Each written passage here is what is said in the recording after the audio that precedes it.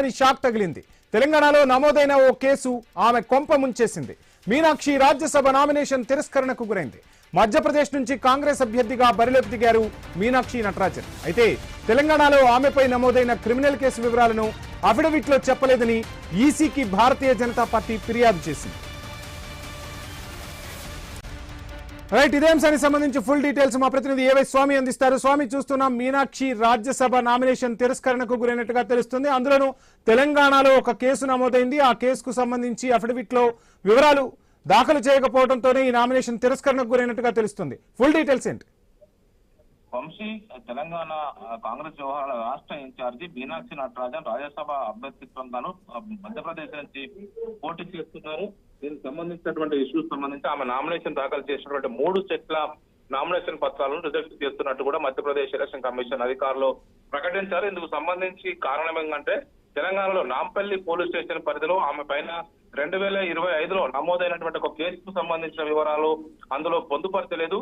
ఒకవైపు దీనికి సంబంధించి 17 సెప్టెంబర్ 2025లో నమోదైన ఒక కేసు విషయంలో ఆమె అఫిడవిట్ లో పొందుపరచలేదని చెప్పేసి కారణంగా చూపిస్తూ ఆమె నామినేషన్ ని రిజెక్ట్ చేశారు. ఇప్పటికే ఒకవైపు కాంగ్రెస్ పార్టీ ఎమ్మెల్యేలతోటి రిసార్ట్ లో ప్రత్యేకంగా క్యాంపు పెట్టి ఆ ఎంపీ స్థానాన్ని దక్కించుకోవడం కోసం కాంగ్రెస్ పార్టీ ప్రయత్నం చేస్తుంది. మధ్యప్రదేశ్ లో 3 స్థానాలకు గాను బీజేపీ 2 స్థానాలు, కాంగ్రెస్ 1 స్థానం వస్తుందని చెప్పేసి క్లియర్ మెజార్టీ ఉన్నప్పటికీ కూడా మధ్యప్రదేశ్ లో 3 స్థానాలు మేమే దక్కించుకుంటామని చెప్పేసి భారతీయ జనతా పార్టీ సీఎం మోహన్ యాదవ్ ఇప్పటికే ప్రకటించారు. వారికి పూర్తిస్థాయి మద్దతు లేనప్పటికీ కూడా ఏ విధంగా చేస్తారని చెప్పి బయట చర్చ జరుగుతున్న తరుణంలోనే మీనాక్షి నటరాజన్ ఒకవైపు యూత్ కాంగ్రెస్ కు, ఒకవైపు ఎన్ఎస్సీ గతంలో పనిచేసినటువంటి మీనాక్షి నటరాజన్ తెలంగాణ రాష్ట్ర వ్యవహారాల ఇన్ఛార్జిగా తెలంగాణ నుంచి ఆమె రాష్ట్ర వ్యవహారాలు పర్యవేక్షిస్తున్నారు. ఈ క్రమంలో రీసెంట్ గా ప్రకటించినటువంటి రాజ్యసభ అభ్యర్థుల లిస్టులో ఆమె పేరు మధ్యప్రదేశ్ నుంచి ప్రకటించారు. మధ్యప్రదేశ్ లో ఆమె అక్కడ సెటిల్ అయ్యారు కాబట్టి అక్కడ నుంచి ఆమె లోకల్ క్యాండిడేట్ గా ఆమెను పేరు తెరపై తీసుకొచ్చారు.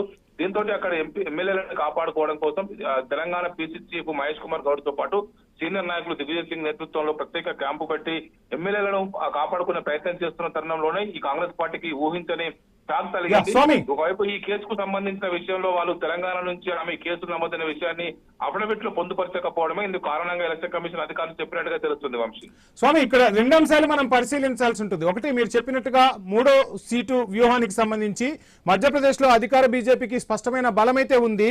కాంగ్రెస్ కు దక్కాల్సిన 3వ సీటుపై కొంత సందిగ్ధత నెలకొనేలా ఒక రాజకీయ చాణక్యం భారతీయ జనతా పార్టీ ప్రదర్శించింది అనుకోవాల్సి ఉంటుంది. ఇక 2వ అంశం ఏంటి అంటే తెలంగాణలో ఇంత కీలకంగా ఉన్న మీనాక్షి నటరాజన్ కు రాజ్యసభ నామినేషన్ తిరస్కరణకు గురి అవటం ఎలా చూస్తుంది కాంగ్రెస్ అధిష్టానం? జాతీయ స్థాయిలో కాంగ్రెస్ కు ఒక ఎదురుదెబ్బగానే దీన్ని మనం చూడాల్సి ఉంటుందా? అంటే ఖచ్చితంగా ఒకవైపు భారతీయ జనతా పార్టీ వ్యూహాత్మకంగానే ఈ దెబ్బ కొట్టినట్టుగా మనకు అర్థం అవుతుంది. మీనాక్షి నటరాజన్ కు రాజ్యసభ సీటు ఇక్కడ కేటాయించారు. ఒకవైపు కర్ణాటక నుంచి 3 సీనియర్ నాయకులకు పవన్ కేరాతో సహా మల్లికార్జున ఖర్గేకి, అదేవిధంగా మిగతా 2 కూడా సీట్లు కేటాయించారు. దేశవ్యాప్తంగా ఖాళీగా ఉన్నటువంటి స్థానాల్లో కాంగ్రెస్ పార్టీ కొన్నింటిని దక్కించుకోవడం కోసం తమకు బలంగా ఉన్నటువంటి స్థానాల్లో ప్రధానంగా కాంగ్రెస్ పార్టీ ఇటు హిమాచల్ ప్రదేశ్, ఇటు కేరళ, కర్ణాటక, తెలంగాణలో మాత్రమే అధికారంలో ఉంది. తమిళనాడులో టీవీకే పార్టీతో కలిసి అధికారాన్ని పంచుకుంటుంది. ఈ తరుణంలో వాళ్ళు రాజ్యసభ స్థానాల్లో రాజ్యసభ తమ బలం పెంచుకోవడం కోసం ప్రయత్నం చేస్తున్న తరుణంలోనే బీజేపీ మాస్టర్ స్ట్రోక్ కొట్టిందని చెప్పుకోవచ్చు. ఆమె ఎలక్షన్ అఫిడవిట్ లో హైదరాబాద్ మొదలైన కేసును అందులో పొందుపరచకపోవడం, అఫిడవిట్ లో పెట్టకపోవడంతో దీన్ని సాకుగా చూపుతూ వాళ్ళు ఇప్పుడు ఎలక్షన్ సమర్పించినటువంటి నామినేషన్ పత్రాలను రిజెక్ట్ చేస్తూ ఎలక్షన్ కమిషన్ అధికారులు నిర్ణయం తీసుకున్నారు. 17 సెప్టెంబర్ 2025లో హైదరాబాద్ నాంపల్లి పోలీస్ స్టేషన్ పరిధిలో నమోదైనటువంటి కేసుని ఆమె అఫిడవిట్ లో పొందుపరచలేదు. సహజంగానే ఒకవైపు ఎలక్షన్ అఫిడవిట్ సమర్పించే సందర్భంగా ప్రతి విషయాన్ని కూడా రిజల్ట్స్ కావచ్చు, కేసులు కావచ్చు, అన్ని రకాల వివరాలను పూర్తి స్థాయిలో అఫిడవిట్ రూపంలో ఎలక్షన్ కమిషన్ సమర్పిస్తారు. వాటిని ధృవీకరించుకున్న తర్వాత ఎలక్షన్ కమిషన్ అధికారులు ఆ నామినేషన్ పత్రాలు సరిగ్గా ఉన్నాయనుకుంటుంటే దానికి అప్రూవల్ ఇస్తారు. కానీ ఇప్పుడు మీనాక్షి నటరాజన్ కు దీనికి సంబంధించిన విషయంలో గట్టి ఎదురుదెబ్బ జరిగిందని చెప్పుకోవచ్చు. కాంగ్రెస్ పార్టీ ఏఐసీసీ అధ్యక్షులు మల్లికార్జున ఖర్గే, సోనియా గాంధీ, రాహుల్ గాంధీ వారికి సంబంధించి రాజ్యసభలో తమ బలాన్ని పెంచుకోవాలని చేస్తున్న ప్రయత్నాల్లో భాగంగా భారతీయ జనతా పార్టీ మధ్యప్రదేశ్ లో వారికి 3 స్థానాలు దక్కే బలం లేనప్పటికీ కూడా 2 స్థానాలకు క్లియర్ మెజార్టీ ఉంది. 3వ స్థానం మేము ఖచ్చితంగా సెకండ్ ప్రయారిటీ ఓటుతో దక్కించుకుంటామని చెప్పేసి వాళ్ళు ప్రకటించిన కొన్ని గంటల్లోనే ఇలాంటి పరిణామాలు చోటు చేసుకోవడం ఇప్పుడు చర్చకు తావేస్తుంది. ఒకవైపు దేశవ్యాప్తంగా ఎన్డీఏ కూటమి తమ బలాబలాలను నిరూపించుకునే ప్రయత్నం చేస్తున్నాయి. నిన్ననే ఒకవైపు ఎన్డీఏ కూటమి 25 పార్టీలకు సంబంధించిన కీలక నేతలు ఢిల్లీలో కాన్స్టిట్యూషన్ క్లబ్ లో సమావేశమయ్యారు. ఎన్డీఏ కూటమి పైన, ఎన్డీఏ ప్రభుత్వం పైన బలంగా పోరాడాలని చెప్పేసి నిర్ణయం తీసుకున్నారు. ఇలాంటి తరుణంలో ఇప్పుడు త్వరలో జరగబోయేటువంటి పార్లమెంటు వర్షాకాల సమావేశాలు కొన్ని కీలక బిల్లులు చర్చకు రానున్నాయి. ఇలాంటి తరుణంలో మళ్ళీ బలాన్ని కూడా తీసుకునే ప్రయత్నం ఒకవైపు ఎన్డీఏ కూటమి చేస్తుంది. ఇటు టీఎంసీలో ఉన్నటువంటి 20 మంది ఎంపీల్ని ఆ పార్టీ నుంచి చీల్చి ప్రత్యేక వర్గంగా గుర్తించడం కోసం వాళ్ళంతా కూడా చీలిక వర్గం ప్రయత్నం చేస్తుంది. మరోవైపు తమిళనాడులో డిఎంకే పార్టీ ఎన్డీఏ కూటమికి దూరం అయ్యింది. వాళ్ళు కూడా టీవీకే పార్టీ తోటి కాంగ్రెస్ దోసి కట్టడంతో కూడా వారు కాంగ్రెస్ పార్టీ వ్యవహారాలు నచ్చగా ఒకవైపు స్టాలిన్ నేతృత్వంలో ఉన్న డిఎంకే పార్టీ దూరం అయింది.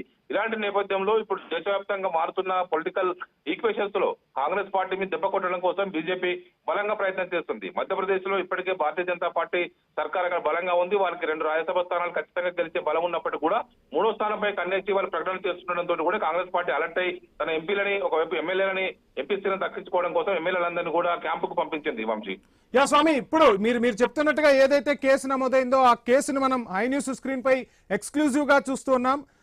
223 BNSS has been filed by the petitioner అని ఉంది. పిటిషనర్ ఇక్కడ ఏ శ్రీలతగా మనకు తెలుస్తోంది. ఈ కేసు నమోదైంది 2025లో నమోదైంది, సెప్టెంబర్లో 17th డే ఆఫ్ సెప్టెంబర్ 2025లో ఈ కేసు నమోదైంది. అంటే ఒక రాజ్యసభ నామినేషన్ దాఖలు చేసేటప్పుడు సో మొత్తంగా అంటే ఒక అఫిడవిట్ దాఖలు చేసేటప్పుడు ప్రతి అంశాన్ని క్షుణ్ణంగా పరిశీలిస్తారు. సో ఎందుకు ఈ అంశాన్ని లైట్గా తీసుకున్నారు ఏంటి అంటే ఒక తెలంగాణ కాంగ్రెస్ ఇన్ఛార్జిగా మీనాక్షి నటరాజన్ ఉన్నారు. అదేవిధంగా చాలా అనుభవం ఉంటుంది. 1-2 సార్లు ఆ అభ్యర్థిత్వాన్ని అదేవిధంగా ఏవైతే ఫామ్స్ మనం సబ్మిట్ చేస్తున్నామో వాటన్నింటినీ పరిశీలిస్తూ ఉంటారు. సో ఏంటి ఎక్కడ మిస్ అయింది అనుకోవచ్చు, ఎలా చూడొచ్చు అంటారు ఈ అంశాన్ని? ఆమె ఆస్తులు కావచ్చు అంత అవి సంబంధించి ఇతర విషయాలను కూడా ఆమె అందులో పెట్టినట్టు తెలుస్తుంది. తెలంగాణలో ఆమె ఆమె పైన నమోదైనటువంటి కేసు విషయంలో ఇగ్నోరెన్స్ గా వదిలిపెట్టినట్టుగా కూడా మనకు అర్థమవుతుంది. ప్రధానంగా ఈ దేశవ్యాప్తంగా ఎక్కడ కేసులు నమోదైనప్పటికీ కూడా వాటికి సంబంధించిన పూర్తి వివరాలు తీసుకొని ఎలక్షన్ లో పోటీ చేసే అభ్యర్థులు ఎలాంటి కేసు ఉన్నప్పటికీ కూడా ఒకవైపు సివిల్ కేసులు కావచ్చు, క్రిమినల్ కేసులు కావచ్చు, ఒక ఎసెట్ సంబంధించిన కేసులు కావచ్చు, ఈడీ కేసులు కావచ్చు, సిబిఐ కేసులు కావచ్చు, కేసు ఏదైనప్పటికీ కూడా వాటిని పూర్తిగా ఒక లిస్టప్ చేసుకొని ఎలక్షన్ సమయంలో వాటిని అందులో పొందుపరచాల్సి ఉంటుంది. ఈ విషయంలోనే ఇప్పుడు మీనాక్షి నటరాజన్ స్వల్ప ఆమె నిగ్జోరెస్ తోనే వైపు మర్చిపోవడంతో పరిస్థితి తలెత్తగా తెలుస్తుంది. శ్రీలత అనే మహిళ ఆమె పైన కంప్లైంట్ చేయడంతో కూడా 2025 సెప్టెంబర్ 17న ఈ కేసు నమోదైనట్టుగా మనకు స్పష్టంగా అర్థమవుతుంది. దీనికి సంబంధించి బిఎన్ఎస్ సెక్షన్ 223 కింద ఆమె మీద కేసు నమోదైంది. నాంపల్లి పోలీస్ స్టేషన్ పరిధిలో వచ్చినటువంటి కేసుకు సంబంధించిన విషయంలో ఇప్పటికే ఒకవైపు విచారణ కొనసాగుతున్న సందర్భంగా ఇలాంటి పరిస్థితుల్లో ఆమె ఎలక్షన్ అఫిడవిట్ లో ఈ పొందుపరచకపోవడంతో ఇప్పుడు అవి రిజెక్షన్ కు దారితీసినట్టుగా మనకు స్పష్టంగా అర్థమవుతుంది.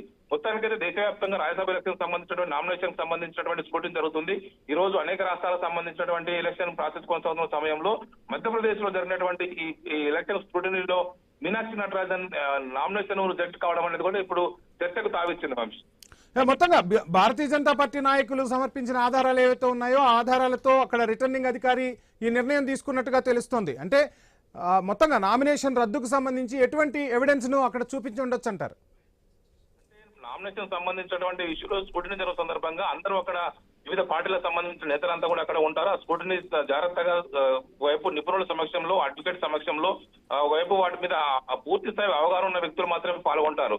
కానీ మీనాక్షి నటరాజన్ ముందునే భారతీయ జనతా పార్టీ టార్గెట్ చేసినట్టు కనబడుతుంది. తెలంగాణలో ఆమె రాష్ట్ర వ్యవహారాల ఇన్ఛార్జిగా ఇక్కడ పనిచేస్తున్నారు కాబట్టి ఇక్కడ కేసులకు సంబంధించి వాళ్ళు పకడ్బందీగానే వ్యూహాత్మకంగా పూర్తి వివరాలను వాళ్ళకి అక్కడ అందజేయడంతో వాటిని చూసినటువంటి ఎలక్షన్ కమిషన్ అధికారులు ఈ మొత్తం ప్రక్రియనంతా కూడా పరిశీలించి ఆమె నామినేషన్ పత్రాలను పూర్తి స్థాయిగా క్షుణ్ణంగా వాటిని స్క్రూటినీ చేసిన తర్వాతనే ఆమె ఆ నామినేషన్ పత్రాలను రిజెక్ట్ చేసినట్టుగా కూడా తెలుస్తూ ఉన్నది. వంశీ రైట్, ఇంకొక అంశం కూడా మనం పరిశీలిస్తే మీనాక్షి నటరాజన్ కు రాజ్యసభ సీటు ఇవ్వడాన్ని ఆ పార్టీకి చెందిన నరేష్ జ్ఞాన్ చందాని కూడా తీవ్రంగా వ్యతిరేకించినట్టు తెలుస్తుంది. ఆయన ఆ పార్టీకి రాజీనామా కూడా చేశారు, కాంగ్రెస్ పార్టీకి. సో ఇన్ని అసంతృప్తుల మధ్య ఇప్పుడు ఈ నామినేషన్ రిటర్న్ అవ్వటాన్ని ఎలా చూడొచ్చు అంటారు స్వామి?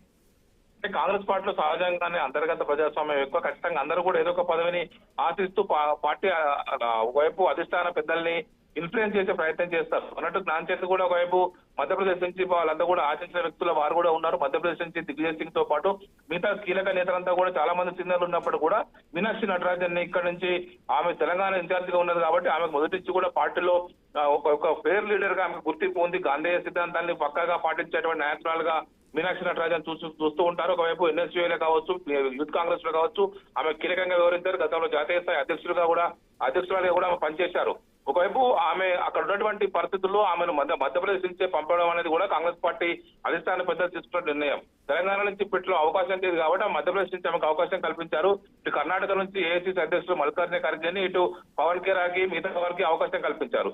ఇలాంటి పరిస్థితులు ఆమెను ముందుగా టార్గెట్ చేసే భారతీయ జనతా పార్టీ పకడ్బందీగా ఒక వ్యూహాత్మకంగా ఆమెను దెబ్బ కొట్టేట్టుగా మనకు అర్థం చేసుకోవచ్చు వంశీ.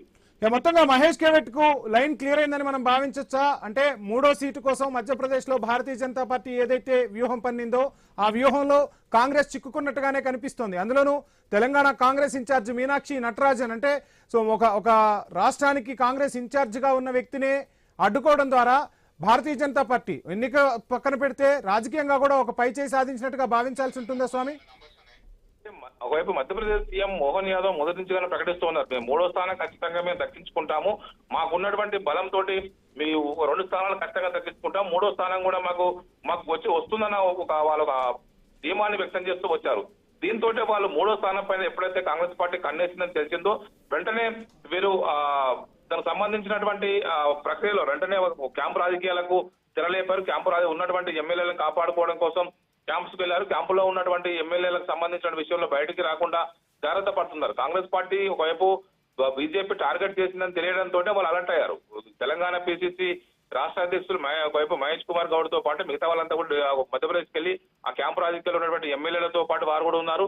ఇలాంటి పరిస్థితుల్లో మీనాక్షి నటరాజన్ ని గెలిపించుకోవడం కోసం మధ్యప్రదేశ్ లో ఉన్నటువంటి భారతీయ జనతా పార్టీకి మొత్తం 228 సీట్లలో 164 మంది ఎమ్మెల్యేల బలం భారతీయ జనతా పార్టీకి ఉంది. కాంగ్రెస్ కు 64 మంది ఎమ్మెల్యేల బలం ఉంది. గెలవడానికి 58 తొలి ప్రాధాన్యత ఓట్లు వస్తే ఒకవైపు ఒక్కో స్థానం గెలిచే అవకాశం ఉంటుంది.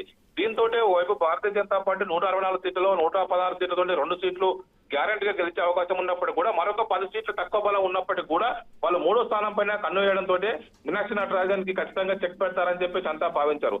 అందుకోసమే కాంగ్రెస్ పార్టీ ఉన్న ఎమ్మెల్యేలతోటి వారంతా కూడా క్యాంప్ రాజకీయాలకు తెరలేపారు. ఇప్పుడు ఆమె ఏకంగా ఎలక్షన్ నామినేషన్ ని రిజెక్ట్ చేయడంతో కూడా మరొక ప్రత్యామ్నాయ నామినేషన్ లేకపోతే స్వామి ఎన్నికల కమిషన్ పై మొదటి నుంచి కూడా ఆ పార్టీ నేత అదేవిధంగా ప్రతిపక్ష నేత రాహుల్ గాంధీ తీవ్ర విమర్శలు గుప్పిస్తూ ఉన్నారు. ఈ రోజు జరిగిన సిచ్యువేషన్ ని చూస్తే ఇక ఎన్నికల కమిషన్ టార్గెట్ గా భారతీయ రాజకీయాలు మారబోతున్నాయా? కాంగ్రెస్ వర్సెస్ భారతీయ జనతా పార్టీగా మారబోతుందా? ఎన్నికల సంఘాన్ని టార్గెట్ చేయబోతుందా కాంగ్రెస్ ఈ అంశంతో? ఇప్పటికే ఎస్ఐఆర్ విషయంలో ఎలక్షన్ కమిషన్ టార్గెట్ చేసినటువంటి కాంగ్రెస్ పార్టీ ఇండి కూటమి కూడా బీహారు అదేవిధంగా ఇటు మా ఉత్తరప్రదేశ్ అటు బెంగాల్ తమిళనాడు ఇతర రాష్ట్రాలు ఎక్కడైతే ఎస్ఐఆర్ జరిగిందో ఆ రాష్ట్రాలు జరుగుతున్న ప్రక్రియనంతా కూడా టార్గెట్ చేస్తున్నారు. Chief election commissioner Ganesh Kumar పైన టార్గెట్ చేస్తూనే వాళ్ళకు ఒకవైపు పార్లమెంటు ఆయన పైన అభిశంసన పెడతామని చెప్పేసి కూడా ఏకంగా బయటికి లీక్లు ఇచ్చినట్టు పరిస్థితి కనబడుతుంది. ఇప్పుడు ఈ జరుగుతున్న పరిణామాలతోటి కాంగ్రెస్ పార్టీ మరింతగా చీఫ్ ఎలక్షన్ కమిషనర్ పైన కావచ్చు ఎలక్షన్ కమిషన్ అధికారుల పైన కూడా మరింతగా ఎదురుదాడి చేసే అవకాశం అయితే కనబడుతుంది. వంశీ, ఏఐసీసీ వ్యూహం ఎలా ఉండబోతుంది ఇప్పుడు ఈ అంశానికి సంబంధించి? ఏఐసీసీ ఇప్పుడున్న పరిస్థితుల్లో ఏం చేస్తుంది, ఒక ప్రత్యామ్నాయంగా మరొక నామినేషన్ అయితే వేసే పరిస్థితి లేదు. ఆమె ఇప్పటికే టైం కూడా అయిపోయింది. ఒకవైపు దీనికి సంబంధించినటువంటి స్క్రూటినీ జరుగుతుంది అంటేనే ఒకవైపు ప్రత్యామ్నాయంగా కొంతమంది మరొక అభ్యర్థితో నామినేషన్ వేయించాల్సిన పరిస్థితి కూడా ఇలాంటి ఉండదు. కేవలం ఇప్పటికే ఉన్నటువంటి 3 స్థానాలకు ఎవరైతే పోటీ చేస్తారో ఆ అభ్యర్థులు మాత్రమే నామినేషన్ పత్రాలు దాఖలు చేస్తారు. ఇప్పుడు ఆమె ఒకవైపు ఆమె నామినేషన్ రిజెక్ట్ కావడంతో కూడా ఇప్పుడున్న పరిస్థితుల్లో లీగల్ గా దాన్ని ఏమైనా ఫైట్ చేస్తారా, ఎలక్షన్ కమిషన్ ఏం చేస్తారని టార్గెట్ ఏం చేస్తారనేది కూడా ఇప్పుడు మనం ఆలోచించాల్సిన విషయమే వంశీ.